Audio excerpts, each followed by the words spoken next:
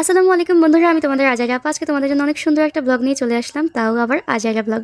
দেখতে পাচ্ছ আমার আজাইরা রান্নাঘরে আজকে আমার কাজকর্ম শুরু হয়ে গিয়েছে। তো তোমরা হয়তো বলতে পারো এরকম আজাইরা আজাইরা করতেছি কেন, কারণ আমাকে সবাই আজাইরা বলে এই কাজগুলো করার জন্য। এমনটা না যে আমি কোনো কাজকাম করি না, সকাল থেকে দুপুর পর্যন্ত সবারই কাজ থাকে, কিন্তু বিকালে তো সময় পাই, তো বিকাল টাইমে এই কাজগুলো করি আর কি। তো দেখতে পাচ্ছ আজকে আমার এখানে এই আয়োজনে আছে মাছ, তারপরে মুরগির মাংস, গরুর মাংস, ডিম, আর হচ্ছে শাকভাজি, আর গরম ধোয়া ওটা ভাত। তো গরম ধোয়া ওটা ভাতের সাথে আজকে এই খাবারগুলো কিন্তু অনেক জমে যাবে, সবগুলাই কিন্তু দেশি খাবার।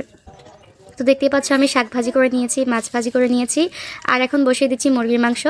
তো মাংসগুলো ধুয়ে এখন দিয়ে দিচ্ছি, তো সুন্দর করে কষিয়ে তারপরে পানি দিয়ে দিলাম। তো অনেকেই জিজ্ঞেস করো এই খাবারগুলো খাওয়া যায় কিনা। অবশ্যই খাওয়া যায়, কেন খাওয়া যাবে না? কারণ হচ্ছে তোমরা দেখতেই পাচ্ছ ভিডিওতে আমি একদম পানি দিয়ে এগুলোকে সিদ্ধ করে সুন্দরভাবে রান্না করি। পুরো ক্লিপটা তো নেই না, কারণ হচ্ছে একটা শর্ট ভিডিওতে পুরো ক্লিপ দেখানো যায় না।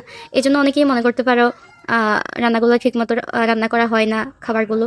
তো একদম সুন্দরভাবেই রান্না করি, অল্প কিছু ক্লিপ দিতে অবশ্যই তোমরা বুঝতে পারো, যেভাবে বলক উঠতেছে তোমরা দেখেই বুঝতে পারো কিভাবে সিদ্ধ হয়। তো দেখতে পাচ্ছ এখন দিয়ে দিলাম ডিম। এখন ডিমগুলোকে সিদ্ধ করে নিয়েছি, তো এখন এগুলোকে ছিলে নিব। তো আমার আয়োজন প্রায় শেষ।